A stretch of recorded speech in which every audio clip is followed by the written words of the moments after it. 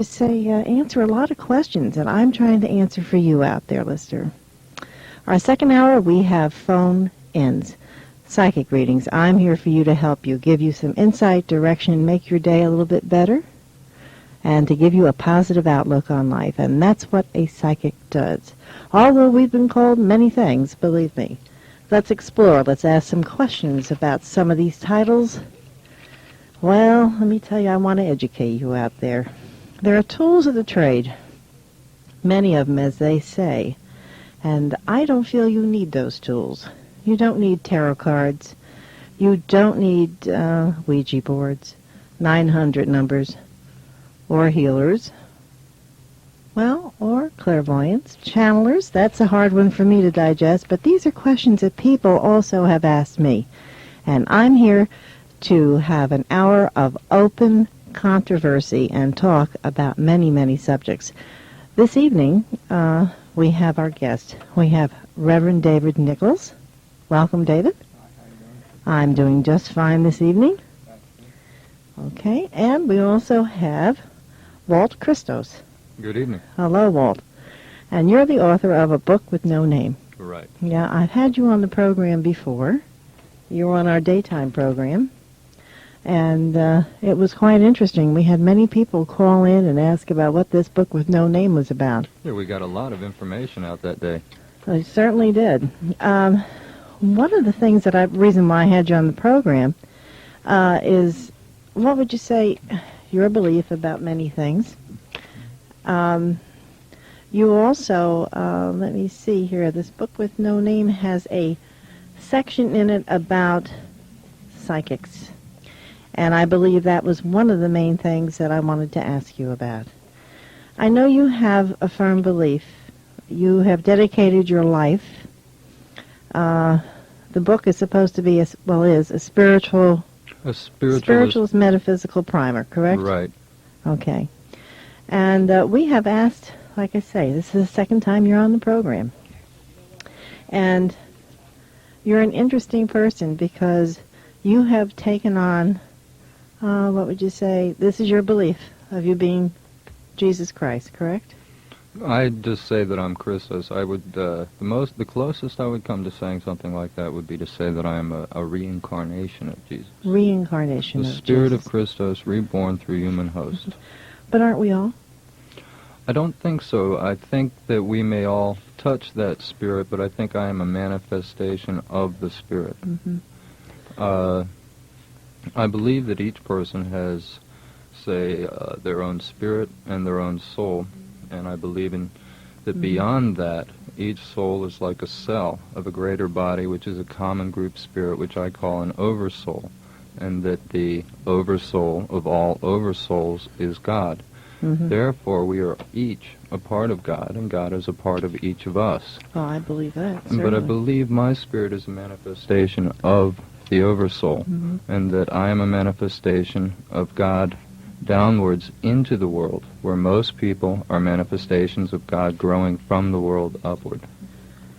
Okay. Can you tell me about your background? Because I know that, like I said, we've had you on during the day, but I've had lots of calls of people wanting to know about you. And to explain here, because there is a section in the back of the book about the author. Correct. And you were born in France. I was born in Paris, France. And I guess when I was about 3 months old, came to the United States by boat to New York, and my family was resident in Florida, and so we came down here, and I've been raised in Florida, and I have traveled elsewhere, but this has been my home. Well, it says here, though, you've had an unusual beginning with all this, so, no, really, I mean, this is what's here about the author. And it says that your mom was 22 weeks pregnant. Yeah, she fell down a flight of stairs, so it was not necessarily, say, a natural childbirth. It was a cesarean. It was an emergency where my father told me that at one point the doctor told him that they could either save the child or the mother, but both of us came through. I was not fully formed nor developed. You were frozen? My mother says hibernated, which is... All right, it says frozen here, okay? Well, they lowered your body temperature Uh-huh. to, I don't know exactly what the purpose of it was, actually. I'd have to ask her about that. But, okay. I'm just reading yeah. what's in the back of your book here, which is, a public document here. And then you came over, right? Correct. To Florida. And it was on the boat from France to the United States. The vessel went through a hurricane. Right. And during the eye of the storm... all the children were baptized because apparently, just in case the boat was to sink or something. And the reason why I mention that is because I remember you telling me the first time I met you that you were kind of warding off hurricanes at that point. I use my influence to try to protect an area that I call Kokomo, which is any place that I've been to protect that area from hurricanes. Okay. Okay, now that one is, I've been doing that since 1978, and the only one to really impact me was Andrew this past year. Well, it's interesting, I'll tell you. It really is. I mean, I know you believe. My purpose was not actually to, say, go out there and do weather. The idea of trying to do something like that was to bring attention to my teachings. Okay. Well, before we get into this any farther, I'm going to let the Reverend David Nicholls here. He's our referee tonight, so... Well, I don't know about being a referee, but what I really want to do is, I need to, as a Reverend, I have to make a statement. First of all, I have known Walt for about 8 years, so I have known him I would consider that a long period of time to know someone. And his claim to be Christos, or Christ, is an interesting one. Of course, I pretty much felt the way most people probably do when I first met him, and he told me that here's another person who's loony. Well, most of our listeners feel that way. I have to be honest. I know, and we understand, and we expect them to feel that way. We don't expect them to feel differently naturally. But what I want to say, though, is this. This is my statement, basically, and this is I have been around for a long time, and I have met other people who felt or believed that they were Christ. And the difference between them and Walt is that he functions in society. All the other people I've ever met who believed this about themselves were non-functioning human beings, most often in mental institutions. That's one aspect. The other is most of the ones who have been running around of late, in the last, say, 10 to 12 years, we had the one in Arizona who's called himself Lightning Amen, and various others, Jim Jones, who said he was Christ to his followers, and so forth. There's another one out there in Arizona now. Another Jim Arizona. Jones. No, another Jim Jones. Oh, well, wonderful. Yes, same name. These people are all seeking followers, they're seeking power, they're seeking money. This person here, Walt, is not seeking followers, except in the sense of people who study his writings, so that they learn what he has to say through his writings. He is not seeking power. He's not looking for riches. He would like to get his books published, but not so much to make money as to give his thoughts to mankind, to help the human race to become more human and learn to be more caring and concerned for each other. However, as a Reverend of the Christian Church, I can't say that I am sure or convinced that he is Christ. However, I am taught not to pass judgment. And since I am not the judge, I am taught not to pass judgment. And also, I am told to be good to strangers and others, because I might entertain an angel unaware. That comes directly out of the Bible. I just want to real quickly share it with you. It's from the letter to the Hebrews in chapter 13. It says, "Do not neglect to show hospitality to strangers, for thereby some have entertained angels unawares." Okay, and then, of course, in Matthew, just the other part that I just said is in Matthew 7, beginning right at the beginning, it says, "Judge not, that you be not judged, for with the judgment you pronounce, you will be judged, and the measure you give will be the measure you get." And so, because of those reasons, I can't make a value judgment. But making people aware, Reverend, is what we're doing. Right. Well, that's what Okay, we're not trying judging. to do. No, we're not trying to judging judge. here. But I'm just saying that's my basic position. Yeah, and I don't Right. mind. David's always been a friend to me, and I think that part of what I teach people is to be able to agree to disagree and to still coexist and be friends. If anyone would like to ask any questions here of our guest tonight, you can call in at 582-8255 in the Palm Beaches, or South County toll-free, 276-8255. This is very interesting. It really is. I caught my eye basically because of my beliefs, all right, Right. which are, I'm a psychic, and what I get is strictly, I feel, from my spirituality, which is God. And that's another reason why I asked you on the program and about the book that you have out here and about the section in the book about psychic awareness. Correct. There's Okay. another chapter in there called How to Metaphysics. Receive What You Need from God. Yes. And when I was looking over the book later, I realized that actually that's a good chapter on how to develop your own psychic potential also. And what I say in there is that there Well- are 4 mental gears, which is faith, belief, doubt, and disbelief. And that you have to, in order to really have your psychic abilities function, you have to be within faith or belief. That either doubt or disbelief will block you. Well, getting back to the, I agree with that, but getting back to the personal side here, all right, well, that's when I brought Reverend David Nicholls in here, was through God, urged Walt to go public as Christ, all right? But before that, at the age of 6, while at the Bethesda by the Sea Episcopal Church in Palm Beach, Walt was knocked unconsciously by a voice of white light which told him that he was Christ. Subsequently, Walt received visions from God which taught him of the world, of the past, of the present, and potential futures. Walt did not jump blindly into accepting these visions, and he did not listen and think about their content. I did listen and think about them. Okay, because I'll tell you something. If I was in a church and I had a bolt of white light hit me and Christ tell me to go forward, Yeah. I'd be hot-footing it doing it. I agree with you. One of the things that held me back, in part, was not knowing necessarily the source or cause of all of this. The thing that gave me more and more belief in them as time went on was, as I said, the information was truly outside of myself, so that seemed to me to at least eliminate an internal source, and that there was no hostility, there was just warmth, and there was no there was no attempt to possess me, nothing evil. And so I gave more and more credence that it was God speaking to me. Well, I feel God speaks to me all the time, Walt. I mean, this is what I'm saying. I don't understand. This is what's hard for me to grasp. I also wondered again if God could tell this to me. Why did not God? I've known David for 8 years, and he is not certain that I am Christos. He is certain that I am sincere in what I say, but God has not hit him with a vision and said, this is the one. And so I just felt that it would be reasonable if God was really wanting me to do these things, because in my mind, at least, I felt that I would risk my job, my friends, and my family to go forward.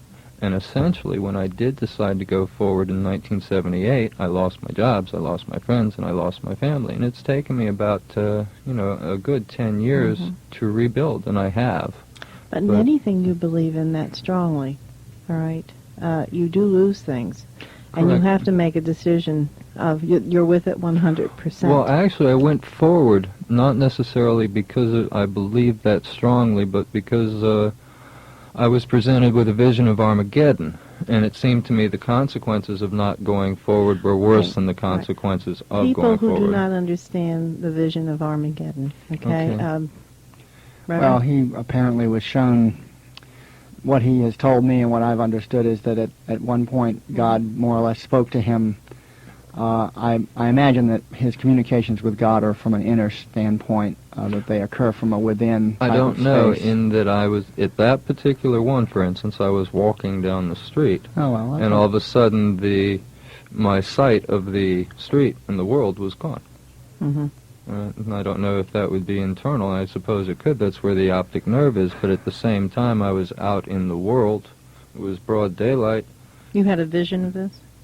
Okay. And voice. Yeah, okay, but anyway, what I'm understanding from talking to Walt is that at that time God said you must step forward and reveal yourself as Christ, or I will go ahead and call the judgment as per the revelation in the Bible, the calling of judgment. But he didn't, right? No, I did. Well, he went forward he made a compromise, is what I understand. No, I went forward. He went forward at that time. Yeah, That but was do you in Key compromise? West. You don't I didn't compromise. Well, like no, compromise at that point he I went did forward not. in Key West. In fact, I remember reading in the first writing that I read of his, which was Rapture. about the rapture, which is what he calls it, where he became enraptured, which is a term that means someone who has become spiritually so turned on spiritually. A less kind word would be God drunk. Yeah, that they almost like they're They're spaced out. detached. They're so much onto the physical side. Joan of Arc, for instance, was a good example of a similar type of situation where she was hearing voices and so forth, and ended up being burned as a witch. I mean, so Reverend she Nicholls, was in a bad if space. the spirit of light hit you in a church at the age of 6, what would you do? That told you to go forward. I know what I do. I'm doing it now. I would probably. Answer, watch. I would probably go forward and preach, because I'm more of a preacher than a writer. But what would you have had to say at age 6? Well, at age 6, I would have probably done nothing. But I mean, later on, I would. Who would Jesus listen certainly to you? didn't do anything at age 6. Jesus didn't reveal anything even remotely that important until he was at least 12. No, but he knew he was a special child. Well, but he knew lots of things, and there's so many. There's little stories that I can share with you. This is not the program, but there are short stories I can share with you that are really quite amazing about Christ. One of the things, though, is that he was reluctant to begin his ministry, and the place that there's actually clear on that is in the Gospel of John. In the beginning of the 2nd chapter, it talks about the marriage at Cana. And Jesus was there at the marriage, and the wine, the old story, the wine gave out, and so his mother said, "They have no wine." And Jesus said to her, "Oh, woman, what have you to do with me? My hour has not yet come." And so he really was a little reluctant to do this miracle, but his mother sort of pushed him. She said, "Well, we do it anyway, And it's like he was saying, "Hey, don't be so pushed. I'll do it already." You can picture the Jewish mother, pushing her son to be show. David, what I'm saying here, and I want to get back to the nitty-gritty, okay? As if a light hit me from God in a church at 6. All right, I would know I was a special child. I would have been enlightened to go forward and to continue what I was supposed to be doing. Now, I have a comment on that, actually. You have gone forward even without a light hitting you, so yes, of course it would be more than reasonable to assume that you'd go forward if a light hit you. Yes. You didn't need the light. Maybe that's a different right there. Not only did I need that kind of a light, but I needed a lot more as far as pushing. Okay. And again, it's like when I go forward and talk to people, it's what we said, people would think I'm crazy, that I'm just totally out there. And I really don't necessarily want that thought of me. But no one does. Yeah. So I'm a psychic, and they think that. Yeah, but I'm trying to prove, not prove, wrong word. Well, maybe I am. Demonstrate through example? No, that's right. I do it all the time. Exemplify. I never call the pot black. I'm out here on all medias. Yeah. Television, radio, newspaper, and I'm an open book. I don't know. Especially, what maybe do you mean a few pages at a time. No, I'm an open book. Open book. I mean, it's out here. I do what I say I do, and I'm told what to do, just like all right. you Well, say I you believe were. that I am an example of my own words. All right. So I am doing what you are doing in my own way. In that, again, what I teach people is simply 2 things: to live their lives in ways that are karmically positive or neutral, and to do what they are able to help others without causing harm to self. Oh, I know you help a lot of people. I do. At any rate, so I work, I hold a job, I try to be responsible to my needs, and I have my friends, I have family, I live a normal life, and that is the example that I think that What is does your important. family think of this? Mixed. Initially, okay. A total mix. As I said, there was kind of a divorce when I went forward as Christos. I wasn't living up here, they were, and I came up here to tell them that I decided to go forward with this. All right. And my father was very, very much opposed, and my mother, who was listening tonight, thought that I might be having a nervous breakdown. She could accept that I had abilities, all right, but she believed that was just a psychic nature and not necessarily a demonstration of God. For my father's part, he wanted a personal phone call from the Pope, and he wanted me to walk on the swimming pool. All right. My sister, at that particular time in her life, was bringing her fiancé down here to meet the family, and they were also politically involved at that time with a gubernatorial candidate, and were having a party for like 300 or 400 people. And so everyone thought that my timing was a little wrong for this, but nevertheless I simply conveyed to them that I was going to go forward. And basically my sister has talked to me maybe twice since then, and my mother and I are now friends, and my father has died. Well, you know, I believe your mother. I believe it's a psychic nature, which is given to us by spirituality, which is, my belief, is God. Except that I have seen atheists demonstrate psychic potential, and that's why I say psychic potential in itself is part of being human.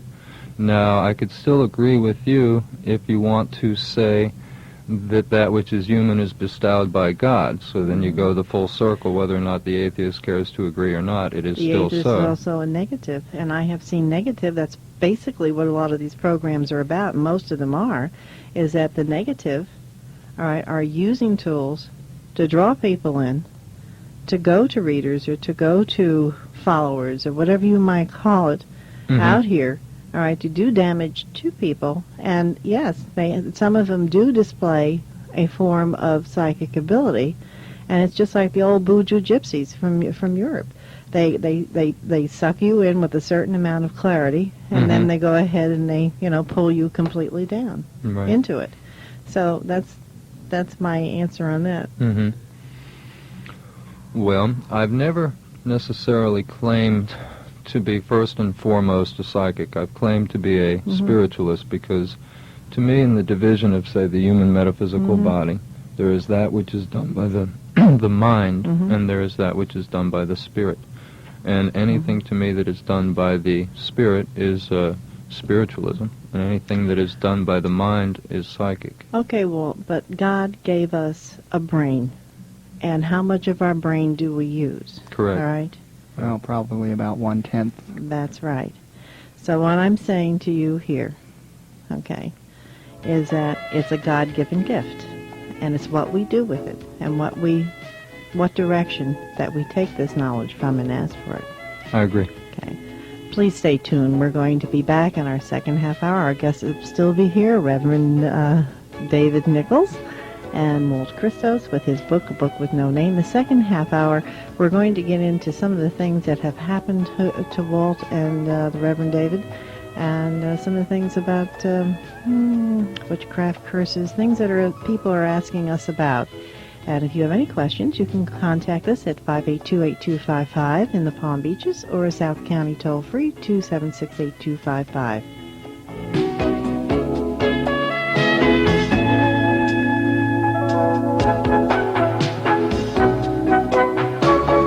I would like to get back to our guest. Welcome back, Jualt Christos. Thank you, thank you. And that's our guest this evening.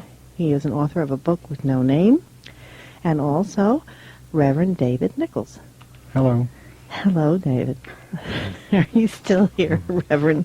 I tell you, you're ready to get into this. I know you are. Let's go to the phones. Okay, let's go into Okay, it. and then we're going to, okay?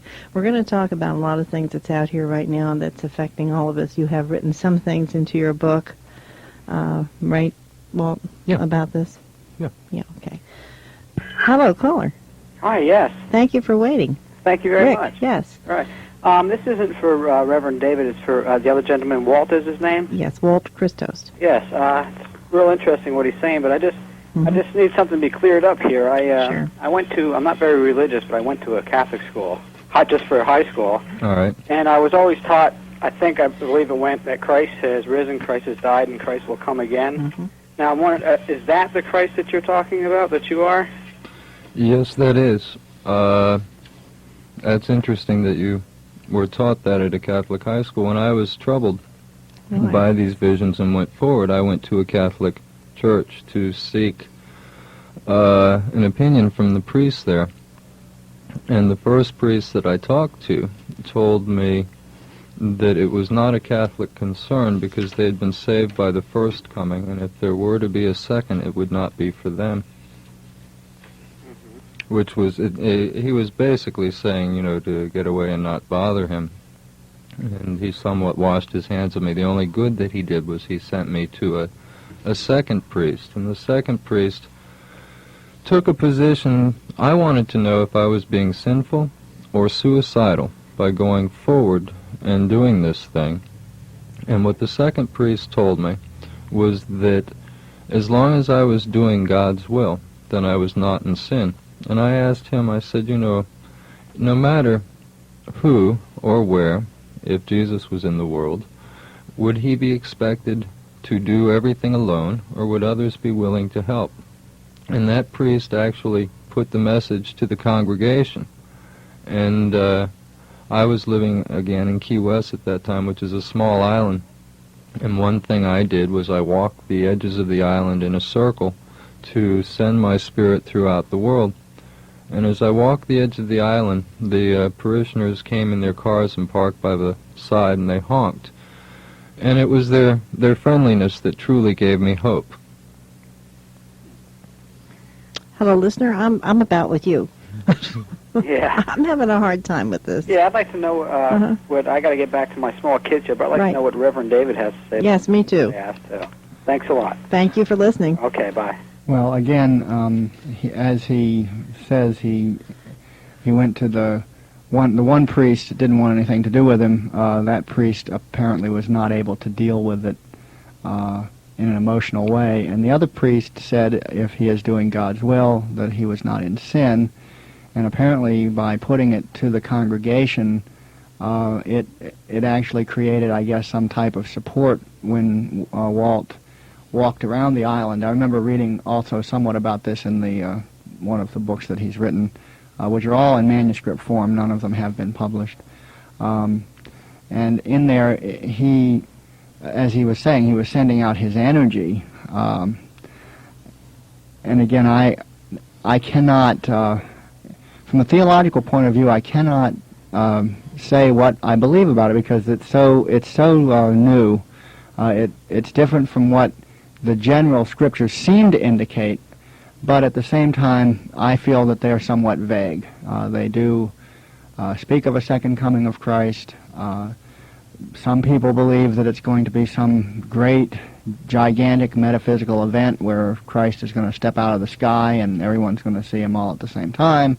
And others believe that he'll be born here, and others there's just a number of different ways of viewing it. And so it's one of those things that's hard to make a judgment call on. And as far as his intentions, I have to go along with the second priest that as long as he's doing God's will, then he is not in sin. And I know that, in the scriptures, the original Christ that we all believe in did have some difficulties getting his message through also, and he met with a lot of scorn and disbelief as well. So, but Reverend David, isn't there other people out here who claimed also to be? Yeah, and like I said Jesus in Christ? my opening statement, the majority of those people that I've met are either dysfunctional people who get 350 people to commit suicide, like the Reverend Jim Jones, or they are just people who are self-seeking, egotistical egomaniacs trying to get money and followers. Walt was on the program, all right, one time in the morning, and we had about 4 calls later on who wanted to know where to buy the book, where they could get a hold of Walt. It would be very easily for him to have a following. Yeah, and he's aware of that. I don't really want a personal following. In fact, I definitely do not want a personal following.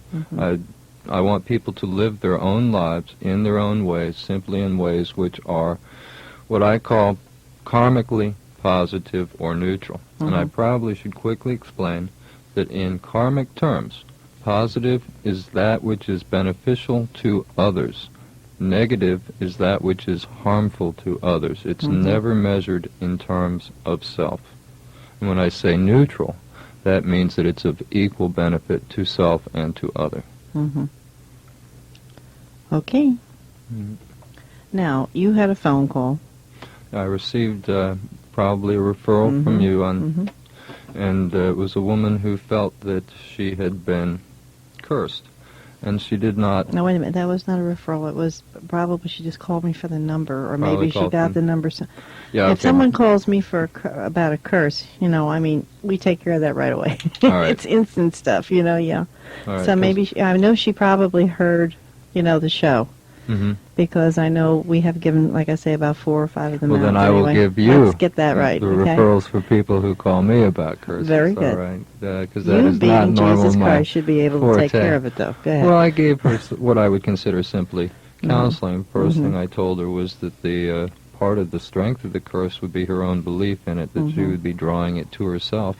And another thing that I told her was that a curse is basically a simple negative, and she can counterbalance it through positive, through her own life and her own living, and that I believe in karma and dharma. And karma is the energy of the moment, and dharma is your accumulated energy level. And if you, say, be good, then through time your dharma becomes more and more positive, and as that does occur, a negative curse will not be able to touch you.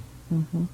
I Reverend? agree. I agree basically with that concept that, Mhm. and as I have said to you, that evil or negative can only influence you if you allow it to, if you open the door to it, if you invite it in.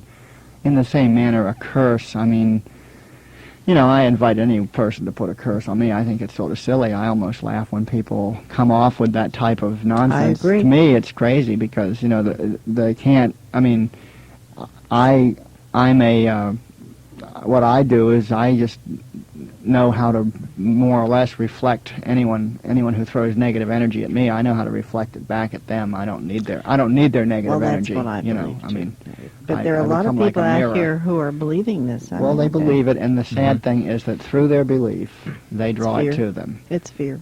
Yeah, and, well, fear is a pretty powerful element. Definitely, You it's control. If you know how, you can really destroy a person with fear. Yes, It's no you can. problem. And that is one of the things that I'm out here making everyone aware over the airways. That this does exist out there. People are fearful of it. I'll tell you something. I have been exposed to a lot of people, what would you say, who are into hypnosis. And they can hypnotize a group of people like Jim Jones did. Mm-hmm. All right? What's his name? Reverend, Sun, moon. you got it. That's right. Out there, get 300 people married, in Yeah, one well, shot. again, that falls into the area of Exactly. cultism and But cults. it does and, mesmerize them. oh, yeah, okay, and hypnotizes them. it's yes. scary stuff in many ways. But he uses fear tactic But, too. I hate to say it, but He there also, are other also- cults running around. Oh, plenty. Many. Plenty. Many. It's Yes. trying to give Well- people a sense of belonging too, Mhm. and Belong to the crowd, certainly. belong to the crowd, acceptance, and pure okay. Yeah, but they don't realize out there that they are part of the crowd. Correct, And it's, yeah. you're God's child, so Correct. you don't need that. It's a social thing that I feel that enters here. If they can find the Mhm. acceptance within themselves, it will reflect in their demeanor, and then they should merge better with the world. Mhm. All right? But in part, somewhere along the line, they were told that they were wrong or unacceptable, and so then they searched outside themselves to find acceptance. In your book here of metaphysics and magic objects, rituals, and Mhm. incantations, it has said here that some people today in the public, which is describe their religion as Wicca. Now, David, we talked about that. Yeah. Wicca is not. Well, to me, it's A witchcraft. It's nature. It's a a nature worship thing. of nature. I Yeah, mean, that's it's my worshiping understanding a of tree it. or a ground or whatever. Yeah. They also have spirits. forces of nature also, which can be looked upon as spirits, as Yeah. he says, such as There's the a common group spirit of the wind, and or oversoul. the spirit of fire, air, earth, fire, and water are the four major elements that people Right. who practice Yeah, there are various five. and There's, I mean, ether. yeah, all types of so-called Wicca or witchcraft really fall into a very But that similar word, category. witches, I know that word bothers you, but it really does come from the word wise. I know, but they It's- don't know that out there. Well, a lot of people do know it. It depends on who you're talking to. Some people do, Yeah, some but people I'm don't. talking to everyone Some people out have here. the Well, stereotypical you're educating, idea. so again- That's good. It's good that we're Mhm. trying to educate people so that they understand what we're talking about. Okay, the and word what- witches, the word spells, the word well, everyone curses. always thinks of the. They Yeah. always, like I said, they always think of the double bubble, toil and trouble cauldron burning fire bubble kind of Yeah, but idea there's some out from here. Shakespeare. Well, there are people who I agreed. They are out and all there. that stuff. That's right. Yeah, but they're not as prevalent as people who are attempting to find a spiritual Exactly. thing to believe in. And in our world, as troubled as it is, the people, whatever works really for a person. I'm with Walt in that as long as they're being positive and they're not trying to hurt or harm other people in this world and they are attempting to live their lives in a good manner, I don't feel I'm in a position to judge whatever it is that they believe in. Because that's between them and their God and whatever God I that don't is. judge them at all, either one of you. The thing is that I can't understand where they're putting themselves into. Yeah, lie on the fire, on the line. I agree the that word, which is change it. Many times Yeah. they are. There are many words. It's like today, the modern word could be psychic. Neither here nor there. But when you refer to a person But as a you see, psychic, it's you do not. not think witch. Now, all wait a right? minute. But if you took Okay. the exact same thing that you're doing today, you go back 300 years, they would say witch. But we're not. Oh, And I I'm agree. trying to educate everyone out there that this psychic here is not the psychic on the 900 numbers. Right. Or anything in that venture, okay? That what I'm trying to do is make people aware and educate them that they are also psychic themselves, that they can use it for themselves. And I'm in the future, both on television and on radio, we are going to be educating Father on that and how to do it for themselves. In essence, Definitely. In essence, don't you Spiritually. tune into them? And if you can tune into them, then they can tune into themselves also. And in part, you give them the confidence to do so. They've heard it, and they simply need the reaffirmation to go forward. And another thing that you do that I like is you show them the light at the end of the tunnel, where often they only see the darkness. And that, by seeing it, it makes them move forward towards it. That's spirituality. It's very good. Yeah, that's spirituality. Is it not? Isn't that yeah, what of you've course. been taught? Yeah, of course, that's spirituality, and to use psychic for that is the positive use of it. And the format that I've been given, that I've been shown. And the most gifted form of psych, I mean, at least in my mind, the most gifted form would be the ability to use it from a straightforward sense without the need for, say, a tool. However, there are, I think, very good people who make use of some of the tools. And not all the tools are necessarily negative in and of themselves. But throw them It's away. their use.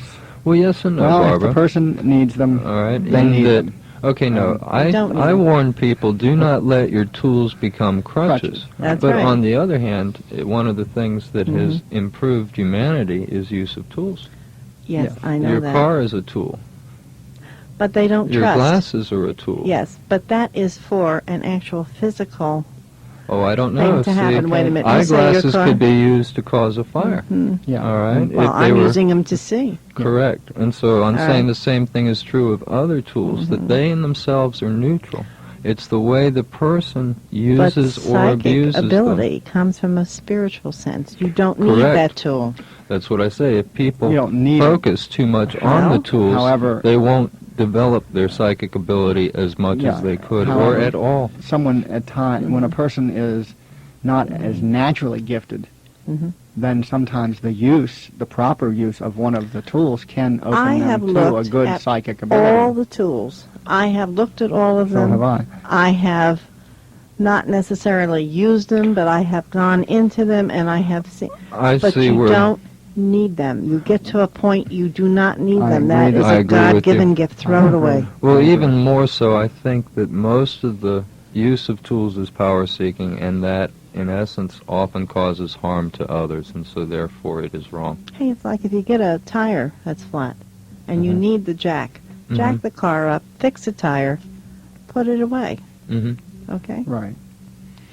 Well, in essence, most people don't need any psychic ability other than perhaps to be in tune with themselves. Oh, you need psychic ability. Everybody has that gut feeling. I'm sorry. Oh yeah, you have gut feelings, and if Yeah, you follow I'm just them, saying, certain things happen. And That's if you one don't, thing, but other not things everybody, happen. say, needs to be a healer or to influence weather or to have power over I love. was chosen to do this. You had a bolt of lightning hit you, or light, all right? Yeah. And you're doing what you're supposed to be doing. Correct. I'm doing what I'm doing. Well, back to what I said before, Educating you out you know, there. the body has many parts, which is proper. It's educating. Education. Educate everything. And you're educating. Right. That's what I attempt to do, is educate people. And you are. And my you're very reason valuable. for being here is what they call a calling in Christian teaching. You know, Exactly. you're called to want to teach, and you're making an effort to do so. I'm trying to make it very simple, all right, because this world has really became very, very complicated with this subject, all right, of what I do and what's happening out here with all these people that are not using it in a God-given manner, and that's what I'm concerned about. Mm-hmm. That's why I wanted to know what you were all about, Walt, because, you know, when I open up a book, you know, and it's a book with no name, which, can you explain that? Well, no. Okay, thank there's you. There's a lot of humor there. Okay. Yeah, but this is a serious book. Yes, it is. A book with no name, to me, was things with no names are those things that are in the wilderness, all right, coming back towards the light. Right. There was another play on no name being God, so this was a book with God, in the name of God was not to be Right, said the and not ancient to Hebrew be tradition pronounced. and belief that you couldn't pronounce God's name. So it All was a right, book see, with I no had to name. ask that question. Yeah. And what I'm doing sitting here behind this microphone is asking the questions that people who don't know what this is all about, who could get a hold of a negative book and pick it up Right. and follow that Well, along. it was also an attempt to keep it light rather than being overly see. serious. We have a caller here. Let me see. It's from Lantana. Atara. Hello. Hello. Caller? Yes, this is Atara. Yes. I am a practicing witch, and you were talking about the tools. I Yes. believe that the earth is our tools that we should be able to use right now. What kind of witch are you, Atara? Pardon me? What kind of witch are you? A white. A white witch. Yeah, a pagan witch. Mm-hmm. And I believe that if you create yourself as a perfect channel and channel this energy right from the earth, and that is the tool that you could use. But I have a question. Certainly. And y'all were talking about the yin and the yang, and the differences. Why is there the separation of the power of that source, of the main source? Why does there have to be a yin and a yang? Could you turn your radio off, please? Because we're getting a little bit of feedback here. Okay. Must be your energy. Yeah. Well, I myself really haven't thought along those lines as to why there is. Some people have often said just you have the negative to appreciate the positive, but I don't know that this is so. I'd have to think on that. That's not one that I have a stock answer for you on. Right. Okay. Well, I can just add to that. The idea of positive and negative in this particular world is just the way the world is founded. We live in a world of duality, and it occurred when the spirit of man made the decision to enter into matter. Everything emanates and comes from the one, and the one is God. Right. And from emanating through that one as light, we are all beings of light, so to speak, and we emanate from the one God into a dual nature, the nature of duality, and that's how everything in this world is, the world of opposites, positive, negative, hot and cold, good and bad, male and female. But isn't it us that perceives that? I mean, well, it could be, because, see, I don't know that all things have to be dual myself. Well, I would suggest that you look at the world most carefully, as I have, and I don't feel Well, that in the world, I'd say the majority. In the material world, everything has Well, there's a multiplicity Yes, other than necessarily black and white. It's a world of many colors. right. Atara, how long have you been practicing? I've been practicing for probably around 3 or 4 years now. Mm-hmm. But Interesting. I've been interested in it for a very long time. Have you been listening to our program? Yes. Yeah. You're welcome to come on as a guest. Okay, thank you. You're welcome, really. Hang on and we'll get your phone number. Okay. We'll put you on hold. Okay. Do you have anything else to ask? No, thank you. Okay, Atara, we're going to put you on hold so we can get your phone number, okay? Okay, thank you very much. You're welcome. Okay. Bye-bye.